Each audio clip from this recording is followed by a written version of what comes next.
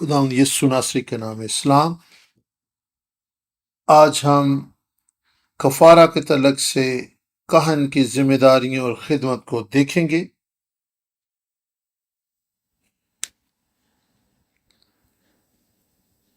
کہن کی اس سلسلے میں کیا ذمہ داریاں ہوتی تھیں، اور یہ یوم کفارہ اس دن کی طرف اشارہ کرتا ہے جب خداوند یسوع مسیح ہمارے ابدی کفارہ کے طور پر قربان ہوئے تاکہ ہمارے گناہ مٹائے جائیں۔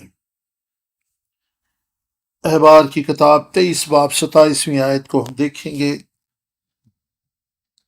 تم اسی دن اسی 7ویں مہینے کی 10ویں تاریخ کو کفارہ کا دن ہے۔ اس روز تمہارا مقدس مجمع ہو اور تم اپنی جانوں کو دکھ دینا اور خداوند کے حضور آتشین قربانی گزراننا۔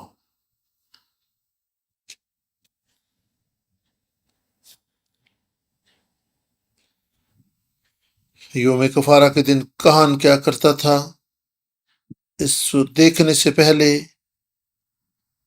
ہم خیمہ اجتماع کی ڈھانچے کو، اس کی ساخت کو دیکھیں گے۔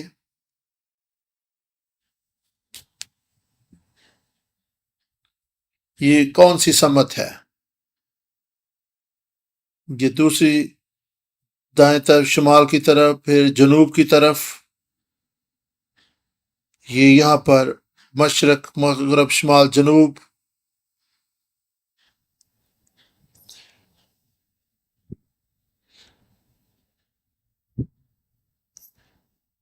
اور شمالی سمت میں قربان گاہ ہوتی تھی، اور یہاں سے کہن داخل ہو کر صحن میں آتا تھا، اور پھر پاک مقام، یہ یہاں تک پاک مقام کو دیکھ سکتے ہیں۔ یہ قربان گاہ ہوتی تھی، بخور کی قربان گاہ ہوتی تھی، پھر پاک ترین مقام ہوتا تھا۔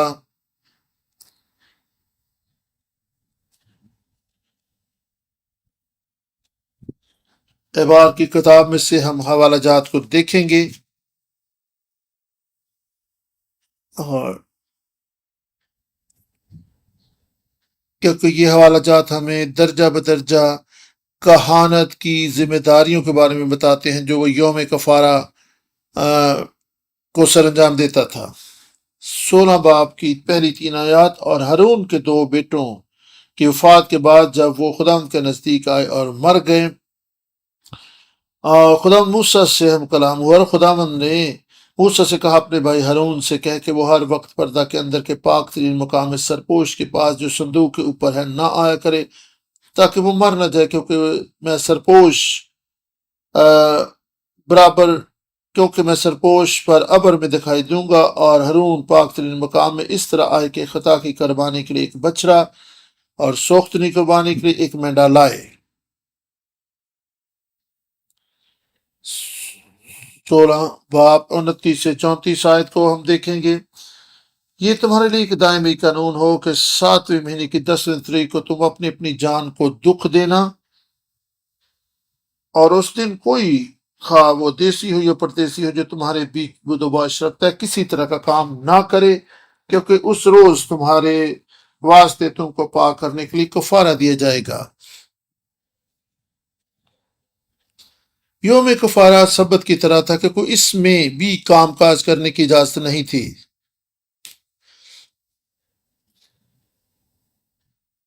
یہاں مصلوبیت کی طرف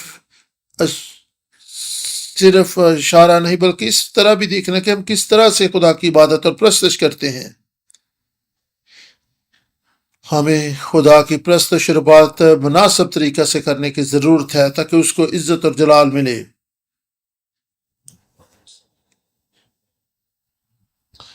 کیونکہ اسی روز 30ویں آیت سے، کیونکہ اسی روز تمہارے واسطے تم کو پاک کرنے کے لیے کفارہ دیا جائے گا، سو تم اپنے سب گناہوں سے خداوند کے حضور پاک ٹھہرو گے۔ یہ تمہارے لیے خاص آرام کا سبت ہوگا۔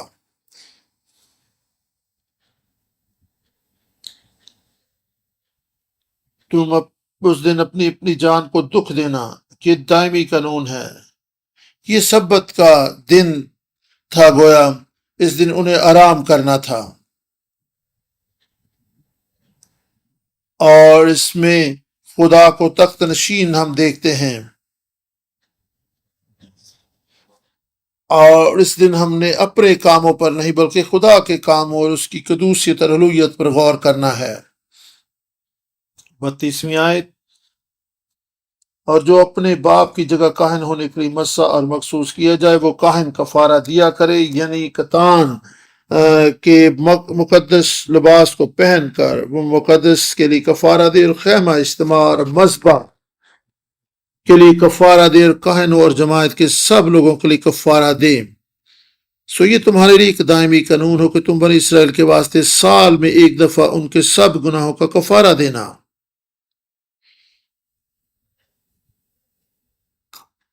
خیمہ اجتماع میں جو چیزیں موجود ہوتی تھیں،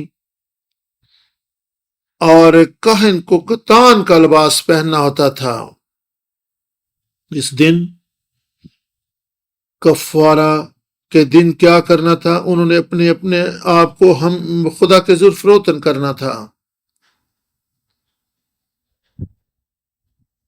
اور خدا کا کلام بیان کرتا ہے 34ویں آیت، یہ تمہارے لیے ایک دائمی قانون ہو کہ تم بنی اسرائیل کے واسطے سال میں ایک دفعہ ان کے سب گناہوں کا کفارہ دیا، اور اس دن جیسا خدا نے موسیٰ کو حکم دیا تھا ویسا ہی کیا۔ جب یوم کفارہ کے دن کاہن سردار کاہن پاک ترین مقام میں داخل ہوتا تھا، ابراہیم پاک نے اپنی کتاب میں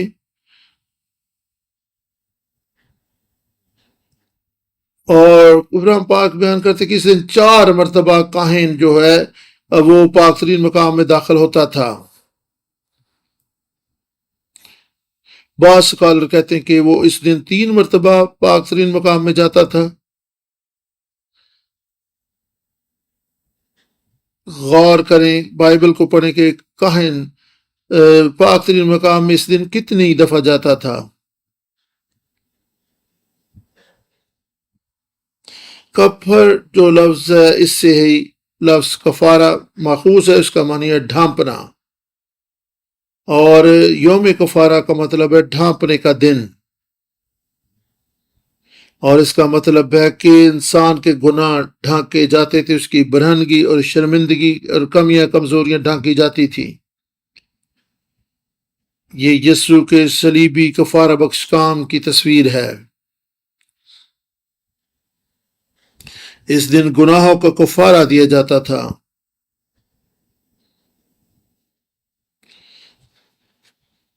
اور پاک جماعت ہوتی تھی، اور رضا کی قربانیاں خدا ان کے حضور میں گزرانی جاتی تھیں، اور اس روز بنی اسرائیل خدا کے حضور پیش ہوتے تھے۔ 23 باب 27ویں اور 28ویں آیت کو بھی ہم پڑھیں گے۔ خدا کے کلام میں 23 باب اور 27ویں اور 28ویں آیت بیان کرتی ہے، اس روز اسی 7ویں مہینے کی 10ویں تاریخ کو کفارہ کا دن ہے، اس روز تمہارا مقدس مجمع ہو، اور تم اپنی جانوں کو دکھ دینا اور خداوند کے حضور آتشی قربانی گزرانا۔ تم اس دن کسی طرح کا کام نہ کرنا، کیونکہ وہ کفارہ کا دن ہے جس میں خداوند تمہارے خدا کے حضور تمہارے لیے کفارہ دیا جائے گا۔ اور یوم کفارہ کو انہوں نے آرام کرنا تھا۔ 7 دن تک کاہن وہاں پر موجود رہتا تھا،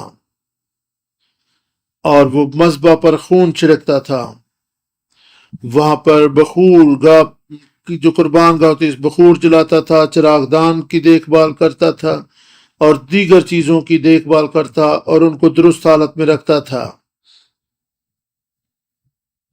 اس عبادت اور پرستش کی تیاری کے لیے کاہن وہاں پر موجود ہوتا تھا۔ 7 دن کے لیے 7 دن تیاری ہوتی تھی، اور تاکہ اس ایک دن میں خاص دن جو ہوتا تھا وہاں پہ خدا کی عبادت کی جائے، اس کی حضور قربانیاں گزرانی جائیں۔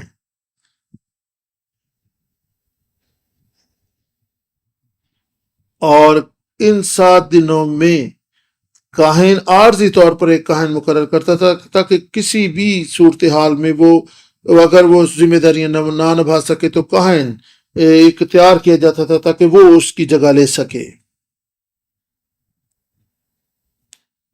کسی وجہ سے اگر وہ یوم کفارہ کے دن دستیاب نہ ہو تو وہاں پر ایک متبادل تیار کیا جاتا تھا۔ مثال کے طور پہ اگر کاہن مر جائے بیمار ہو جائے یا ناپاکی کی حالت میں ہو تو پھر وہ ایک عارضی کاہن جو ہے وہ تیار کیا جاتا تھا۔ اگر کاہن سے کوئی گناہ ہو جائے اور کسی چیز کو چھونے سے وہ ناپاک ہو جائے، ایسی صورتحال میں ایک متبادل کاہن جو ہے تیار کیا جاتا تھا۔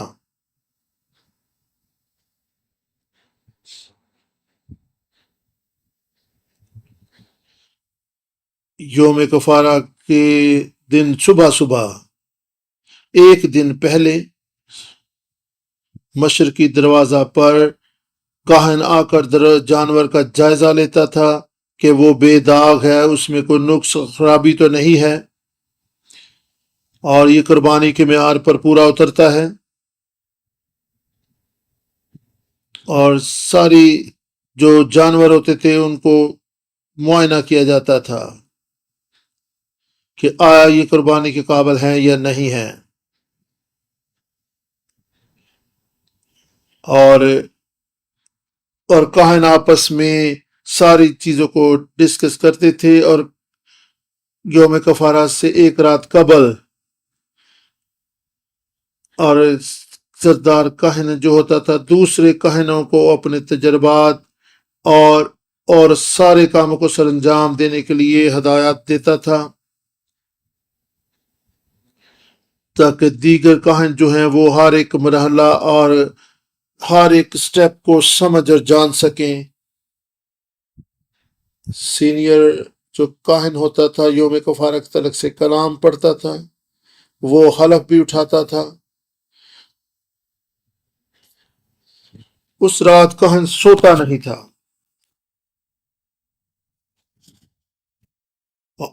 اور اس کا مطلب ہے کہ خداوند کے دن کے لیے بیدار اور ہوشیار رہنا،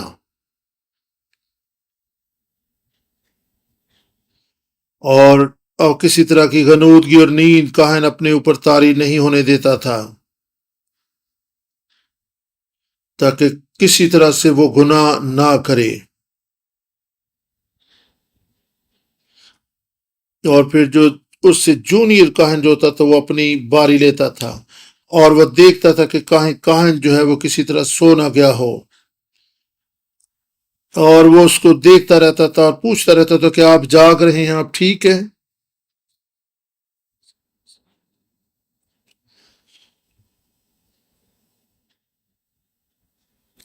یوم کفارہ کے بہت صبح سویرے، اور جب تقریب شروع ہوتی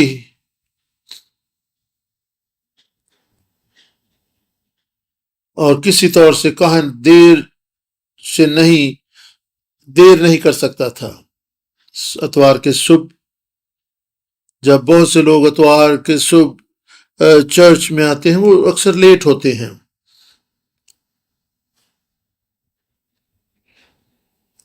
ہم لیٹ ہونے کے تعلق سے بات کر رہے ہیں۔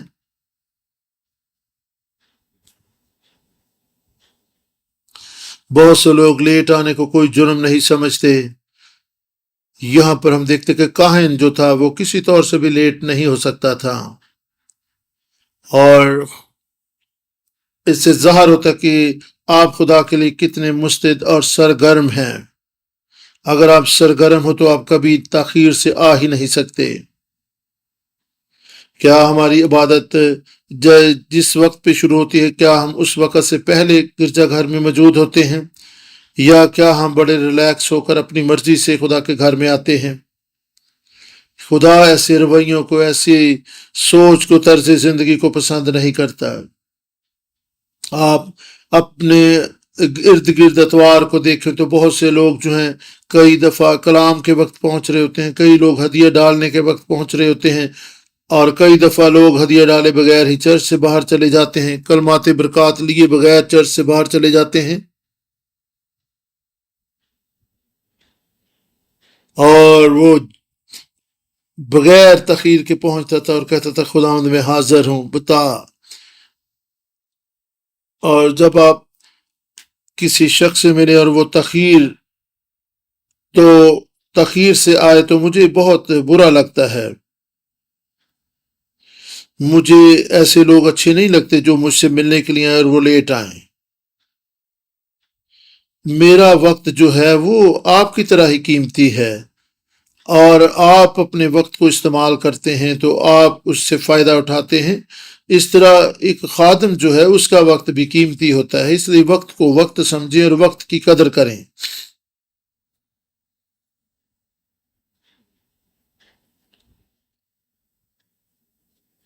حتیٰ کہ کوئی شخص جو غیر اہم ہے دکھائی دیتا ہے، اس کا ٹائم جو ہے اس کے وقت کی بھی قدر ہے،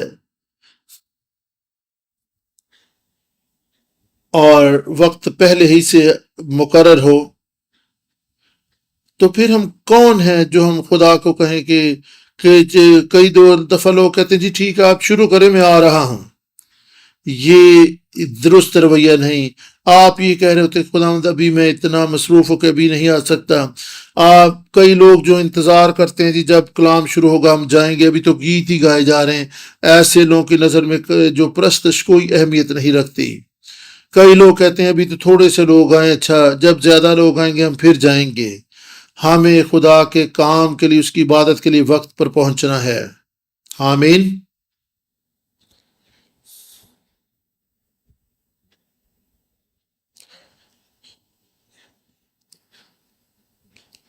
اور ہم کاہن کے تعلق سے دیکھ رہے تھے خدا کا وقت۔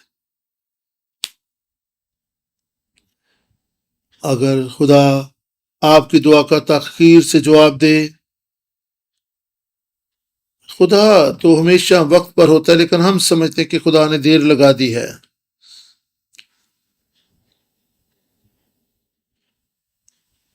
اس روز کاہن اپنے ہاتھ دھوتا تھا، اپنے پاؤں دھوتا تھا، اور پھر نہاتا تھا پورے طور پہ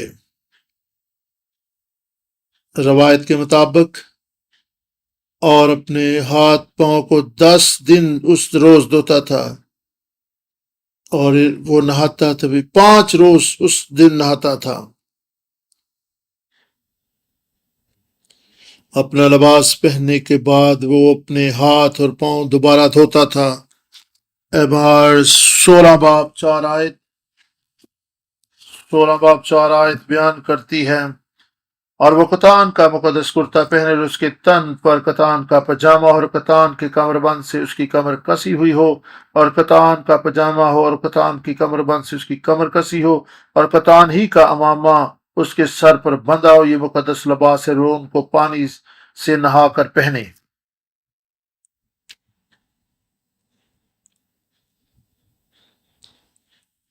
اور پھر پاک مقام میں کاہن داخل ہوتا اور وہاں پہ بخور جلاتا،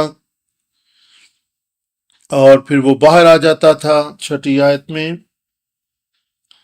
اور ہارون خطا کی قربانی کے بچڑے کو جو اس کی طرف سے ہے گزران کر اپنے اور اپنے گھر کے لیے کفارہ دے۔ یسوع کو یہ سب کچھ نہ کرنا پڑا، لیکن انسانی کاہن جو ہوتے تھے انہیں پہلے اپنے اور اپنے گھرانے کے لیے کفارہ دینا پڑتا تھا، اور وہ اس بات کا اقرار کرتا تھا کہ وہ گنہگار ہے۔ ہمیں اپنے لیے اور اپنے گھرانے کے لیے خدا کی معافی کو، نجات کو حاصل کرنا اس سے پہلے کہ ہم دوسروں کے لیے کچھ کریں۔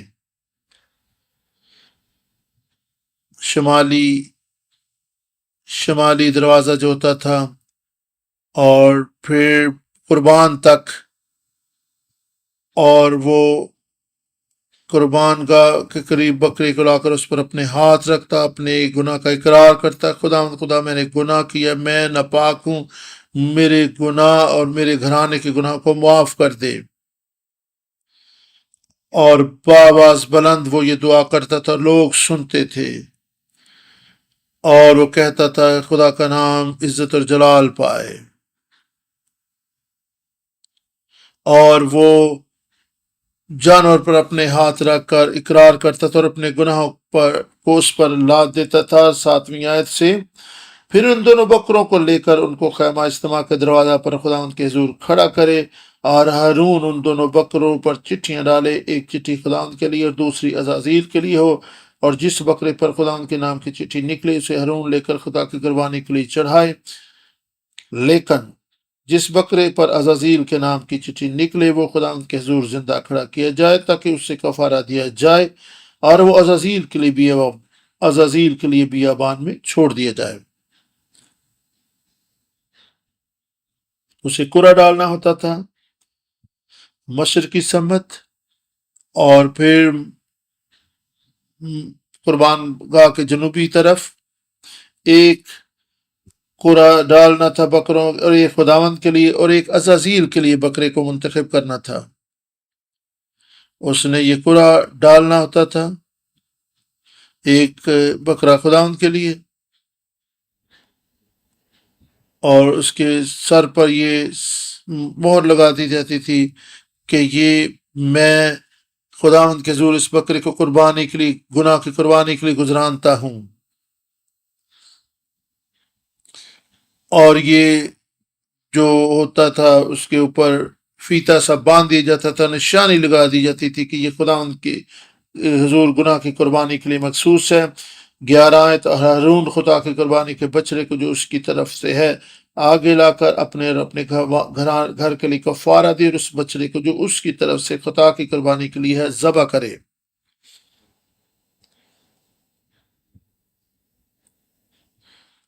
اور یہاں پر بیل کو ذبح کیا جا رہا ہے، کسی بھی جاندار کو اس طور سے ذبح کیا جاتا تھا۔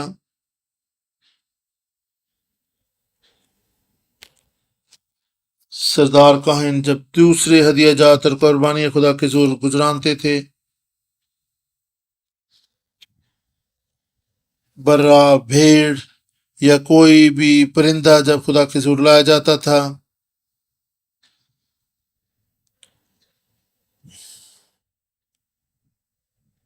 کیا آپ تصور کریں کہ اس جانور کو، جس پرندے کو جسے آپ نے خود سے پالا، اور اس کو خدا کے حضور لا کر قربان کرنا، اور ان کے لیے دکھ کا باعث بھی ہوتا ہوگا،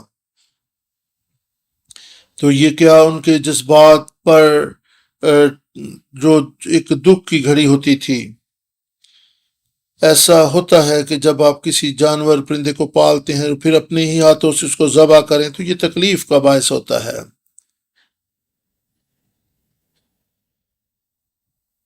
اور اس کا مطلب یہ بھی ہے کہ اگر میں گناہ کرتا ہوں تو کسی کو اس کی قیمت ادا کرنا پڑے گی، میرے گناہوں کے سبب سے اس کسی کا خون بہایا جائے گا۔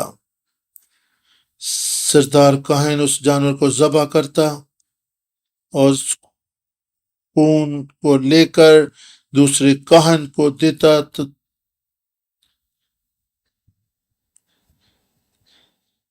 اور پھر خون کو چھڑک دیا جاتا تھا، اور جو کاہن ہوتا تھا اس خون کو ہلاتا رہتا تھا تاکہ خون جم نہ جائے، اور وہ ایک بخور دان کو لے کر جس میں خداوند کے مذبح پر کی آگ کے انگارے بھرے ہوں اور اپنی مٹھیاں بری خوشبودار بخور سے بھر لے اور اسے پردہ کے اندر لائے۔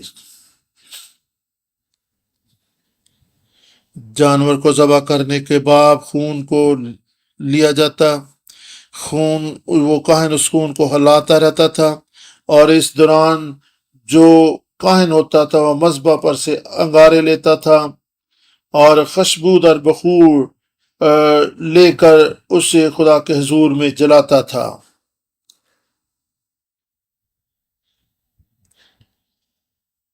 اور وہ ایک بخور دان کو لے کر جس میں خداوند کے مذبح پر کی آگ کے انگارے بھرے ہوں اور اپنی مٹھیاں بری خوشبودار بخور سے بھر لے اور اسے پردہ کے اندر لائے۔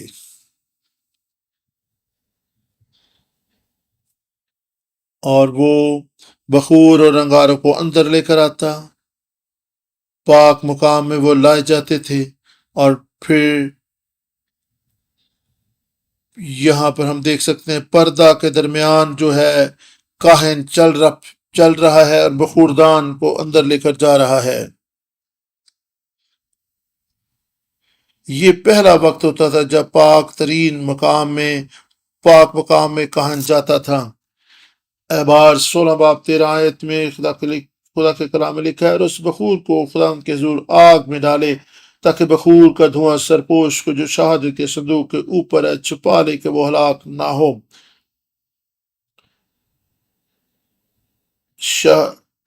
بخور کا دھواں سرپوش کو جو شہادت کے صندوق کے اوپر ہے چھپا لے کہ وہ ہلاک نہ ہو۔ کوہ سینا پر جب موسیٰ خدا کے حضور گیا تو وہاں پر دیکھ سکتے ہیں کہ وہ ابر سے بھر گیا تھا وہ پہاڑ، اس پہاڑ پر ابر چھا گیا تھا، خدا کی حضوری وہاں پر تھی اور خدا کی حضوری وہاں پر موجود تھی، اور خدا نے کہا تھا کہ تم بخور جلا کر اس طرح کا دھواں پیدا کرنا۔ وہ انگاروں بھرے برتن میں بخور ڈالتا تھا اور اس سے دھواں اٹھتا تھا، اور وہ دھواں وہاں اس کو ڈھانپ لیتا تھا، اور ساری جگہ جو ہے وہ ڈھانپ دی جاتی تھی، وہ چھپ جاتی تھی۔ 14 پھر وہ اس بچڑے کا کچھ خون لے کر اسے اپنی انگلی سے مشرق کی طرف سرپوش کے اوپر چھڑکے، اور سرپوش کے آگے بھی کچھ خون اپنی انگلی سے 7 بار چھڑکے۔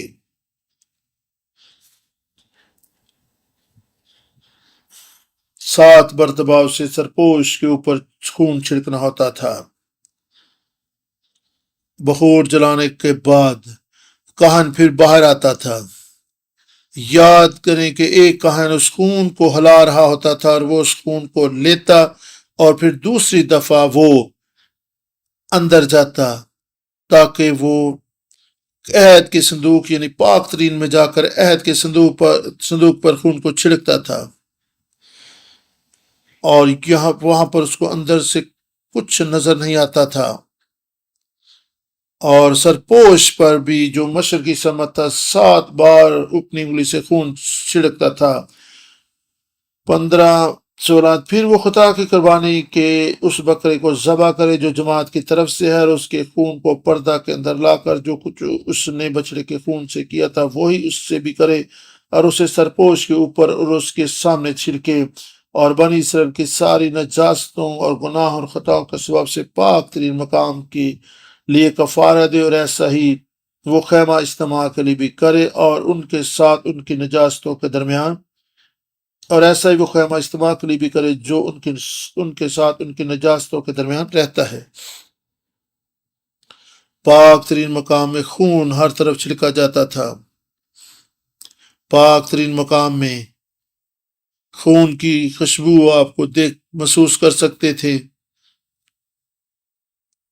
اور یہ بڑا ہی خوفناک منظر دکھائی دیتا ہوگا۔ یہ خون بہت ضروری تھا۔ اعبار 17 باب 1 آیت کے مطابق خون میں جان ہے، اور یہ مسیح یسوع کے اس خون کی طرف اشارہ ہے جو ہمارے لیے بہایا گیا۔ ہمارے گناہوں کے لیے یسوع نے اپنا خون بہایا۔ ہر برس ان کو یہ کفارہ دینا ہوتا تھا۔ تیسری بار کاہن اندر جا کر ہر طرف خون کو چھڑکتا تھا۔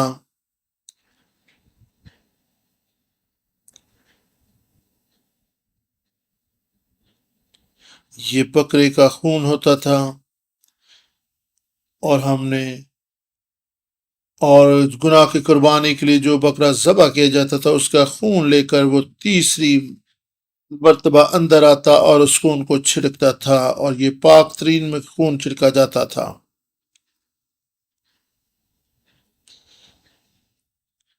کیونکہ لازم تھا کہ ہر ایک چیز پر خون چھڑکا جائے، کیونکہ اگر قربان کا ناپاک ہوتی تو گناہوں کا کفارہ جو لوگوں کے لیے دیا جانا تھا وہ بیکار ہونا تھا، اس کا کوئی فائدہ نہیں ہونا تھا، وہ خدا کے حضور قابل قبول نہیں ہونا تھا۔ اس لیے ہر ایک چیز پر خون چھڑکا جانا ضروری تھا، اور ضروری ہے کہ یسوع کا خون میری زندگی کے ہر ایک کونے اور گوشے پر اثر دکھائے، چھڑکا جائے، تب بھی ہم خدا کے حضور مقبول ٹھہر سکتے ہیں۔ میری زندگی، میرے جسم کا ہر ایک حصہ، میری جان کا ہر ایک حصہ خدا کے لیے پاک ٹھہرے۔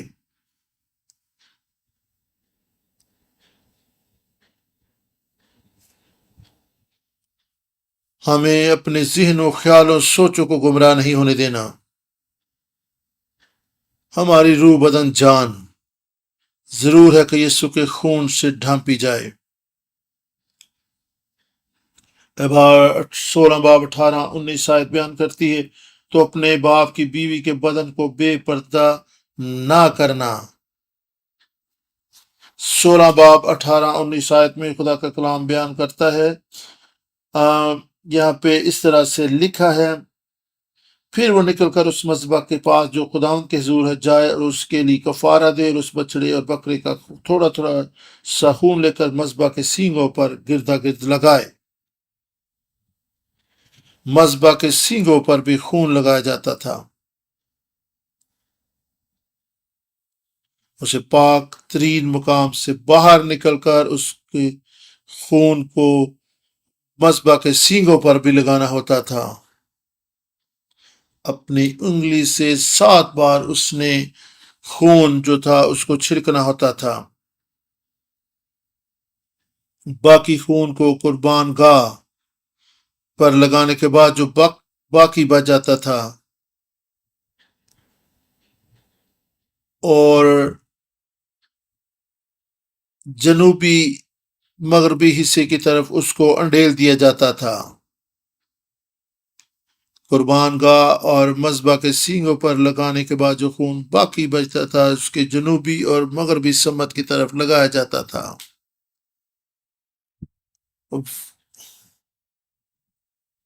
اور قدرون والی کی طرف، وادی قدرون جو تھی وہاں پر وہ خون بہتا ہوا جاتا تھا۔ انہوں نے ایک نالی بنائی ہوئی تھی اور قربانیوں کا خون اور جو باقی بچ جاتا تھا وہ قدرون کی وادی میں بہہ کر جاتا تھا۔ اخبار 16-20-21۔ اور جب وہ پاک ترین مقام اور خیمہ استعمال مذبح کے لیے کفارہ دے چکے تو اس زندہ بکرے کو آگے لائے۔ 2 بکرے، ایک بکرا گناہ کے کفارے کے لیے ذبح ہو جاتا تھا اور ایک ابھی زندہ ہوتا تھا۔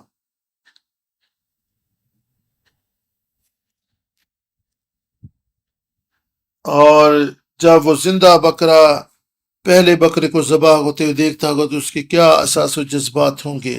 وہ بکرا جو بھی زندہ ہوتا ہوگا اس کے تعلق سے لکھا ہے، ہارون اپنے دونوں ہاتھ اس زندہ بکرے کے سر پر رکھ کر اس کے اوپر بنی اسرائیل کی سب بدکاریوں اور ان کے سب گناہ اور خطاؤں کا اقرار کرے اور ان کو اس بکرے کے سر پر دھر کر اسے کسی شخص کے ہاتھ جو اس کام کے لیے تیار ہو بیابان میں بھجوا دے۔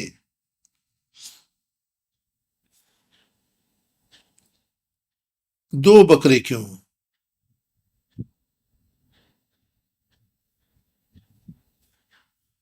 یہاں پر 2 بکرے کیوں ہیں اس بات پر بھی ہم غور کریں گے۔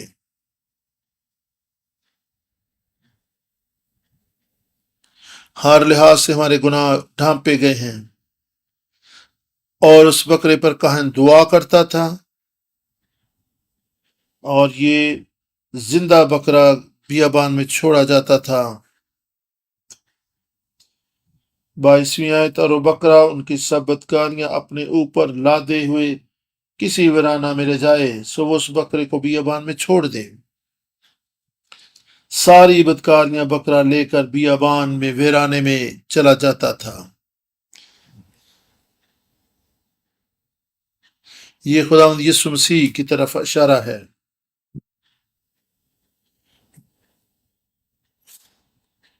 جب آپ بیابان میں بکرے کو چھوڑ دیں تو وہ کتنی دیر زندہ رہے گا؟ ہو سکتا ہے کہ کوئی جنگلی جانور اس کو کھا جائے۔ جب وہ ملک کنعان میں آباد ہو گئے تو پھر وہ اس بیابان میں وہ نہیں چھوڑا جا سکتا، ہو سکتا ہے وہ بکرا واپس آ جاتا اور پھر وہ کاہن جو مقرر ہوتا تھا کہ اس کاہن کو لے جائے، عزازیل بکرا، اور وہ یہ کاہن کہہ رہا ہوتا تھا کہ میرے گناہوں کو بیابان میں لے جا تاکہ یہ گناہ مجھ پر نہ رہے۔ ان کی ساری بدکاریاں اس پر لادی جاتی تھی اور وہ کہتا تھا کہ دور چلا جا، میرے گناہوں کو لے کر چلا جا۔ اگر آپ اس بکرے کو چھوڑیں اور وہ واپس آ جائے تو اس کا کیا مطلب ہے؟ تو پھر اس کے مطلب ہے آپ کے گناہ واپس آ گئے ہیں۔ ان کو اس بات کو یقینی بنانا ہوتا تھا کہ وہ بکرا واپس نہ آنے پائے۔ پھر خیمہ اجتماع میں آ کر کتان کے سارے لباس کو جسے اس نے پاک ترین مقام میں جاتے وقت پہنا تھا اتارے اور اس کو وہی رہنے دے۔ پھر وہ اس پاک جگہ میں پانی سے غسل کر کے اپنے کپڑے پہن لے اور باہر آ کر اپنی سوختنی قربانی اور جماعت کو سوختنی قربانی گزرانے اور اپنے لیے اور جماعت کے لیے کفارہ دے۔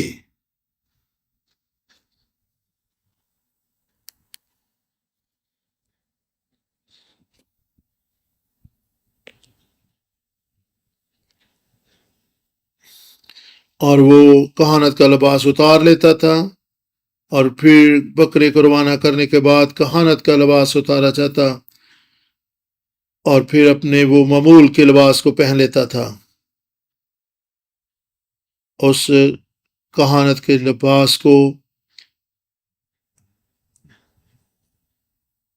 واپس لے کر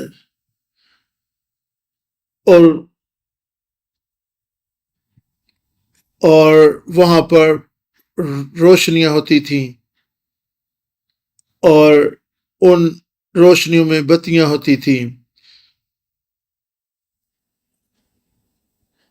اور اس لباس کو ان روشنیوں میں اس آگ میں جو مشعلیں جل رہی ہوتی تھی لباس کو جلا دیا جاتا تھا۔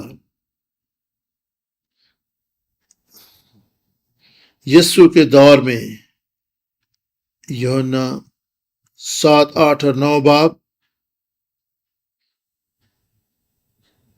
اور یہ روشنیوں کا تہوار منایا جاتا تھا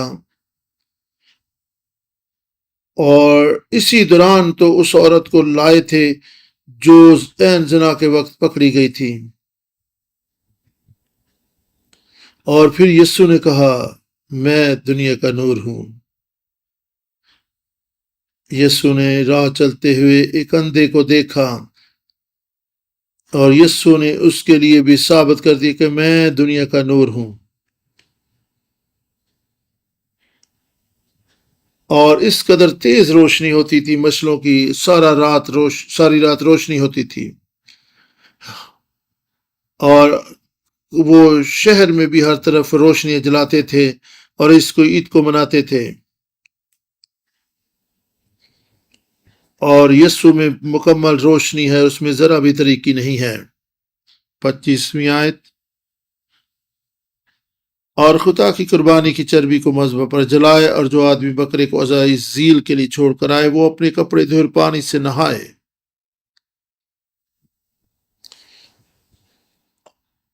اور پھر گناہ کی قربانی کو مذبح کے اوپر لانا ہوتا تھا۔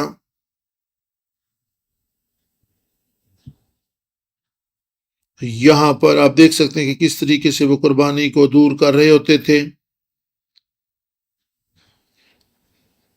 اور 26ویں آیت بیان کرتی ہے، اور جو آدمی بکرے کو عزازیل کے لیے چھوڑ کر آئے وہ اپنے کپڑے دھوئے اور پانی سے نہائے، اس کے بعد وہ لشکرگاہ میں داخل ہو۔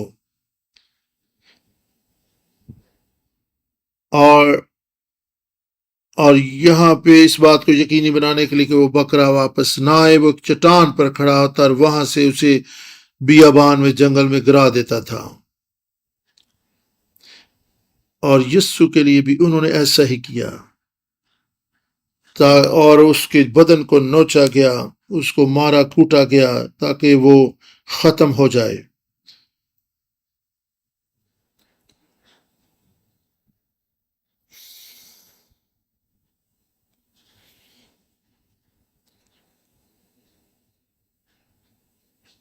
اور اس بکرے کو آپ تصویر میں دیکھ سکتے ہیں، اس طریقے سے چٹان پر کھڑے ہو کر دھکیل دیا جاتا تھا۔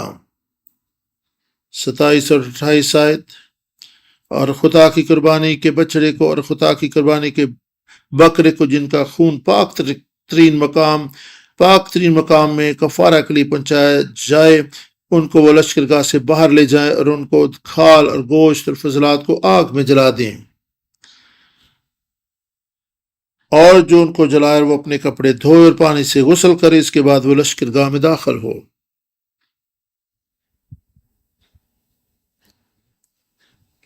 پاک مقام میں بخور جلایا جاتا تھا اور چراغ دان جو ہوتا تھا اس کی بتیاں روشن کی جاتی تھیں، شروع میں اور آخر میں یہ عمل دہرایا جاتا تھا۔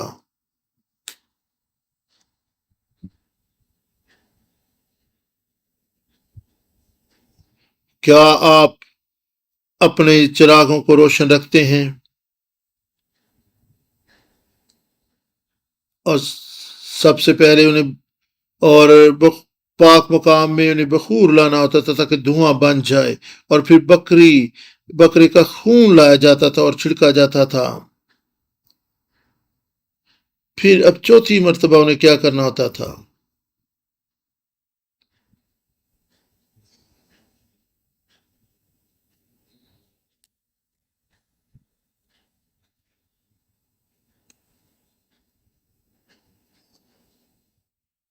چوتھی مرتبہ جب کاہن اندر جاتا تھا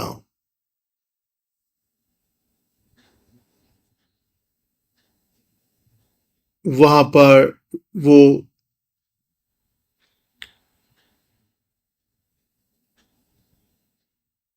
اور پھر وہ جو چیزیں اندر لے کر جاتا تھا ان کو باہر بھی لاتا تھا، وہ ساری چیزوں کو اکٹھا کر کے واپس لے کر آتا تھا۔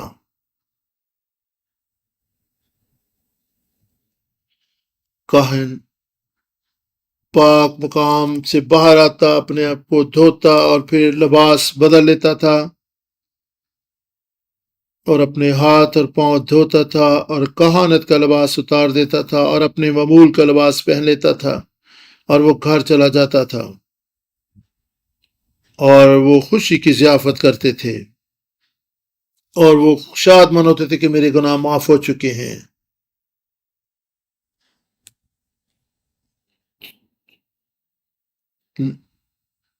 لوگ جب خدا کے حضور آئیں، خدا کے حضور خوشی اور شادمانی سے واپس لوٹیں، ہمارے گناہ معاف ہو چکے ہیں، گناہوں کا کفارہ دیا جا چکا ہے۔ خدا کرے کہ اب عبادات کے لیے جب ہم خدا کے حضور جمع ہوتے ہیں وہ خوشی، شادمانی، شکر گزاری کا مقام بن جائیں تاکہ ہم خداوند کی نیکی اور بھلائی کا جشن منا سکیں۔ آئیں ہم دعا کریں۔ آسمانی باپ، ہم تیری شکر گزاری کرتے ہیں اس وقت کے لیے کہ تو نے ہمیں یہاں پر اپنے کلام کو سیکھنے، پرستش اور عبادت کرنے کا موقع دیا۔ تیرا نام ہماری زندگی سے عزت اور جلال پائے۔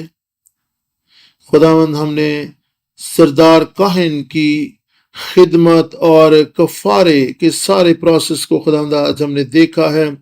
تیرا شکر ہے کہ تو نے ہمیں بہت کچھ سکھایا ہے اور ہم نے تیرے بیٹے یسوع کی موت اور کفارہ بخش موت کے بارے میں جانا ہے کہ کس طریقے سے ہمارے گناہ معاف ہوئے ہیں۔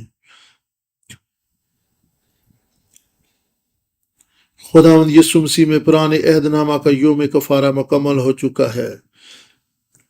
ہمیشہ کے لیے یسوع کے کفارے کے وسیلے، یسوع کے خون کے وسیلے سے ہمارے گناہ دھل چکے ہیں۔ تیرا شکر خداوند، ہر بار جب ہم تیری حضوری میں آئیں اس ایمان کے ساتھ آئیں کہ ہمارے گناہ معاف ہو چکے ہیں، ہم دھل چکے ہیں۔ خداوند تیرا شکر ہو اس وقت کے لیے تاکہ ہم یسوع مسیح پر ایمان لائیں۔ تیرے بڑے فضل کے لیے تیری شکر گزاری کرتے ہیں۔ خداوند ہماری روح بدن جان تیرے لیے پاک رہیں۔ فضل بخش دے کہ ہم پورے طور پر تیرے تابع ہو جائیں۔ ہماری زندگی، ہمارے گھرانے اور ہماری زندگی کا ایک ایک حصہ خداوند تیرے تابع ہو۔ ہماری لاپرواہیوں، سستیوں کو معاف کر کے ہم تیری عبادت اور پرستش مناسب طور پہ کرنے نہ کر پائے۔ ہم نے کئی چیزوں کو نظر انداز کیا، ہم نے کئی ایک چیزوں کو خداوند لائٹ لیا۔ او خداوند، خدا ہمیں معاف کر۔ تیرا شکر ہو آج کے سیکھے سکھائے گئے کلام پر، اس پر تیری برکت ٹھہرے۔ یسوع ناصری کے نام میں آمین۔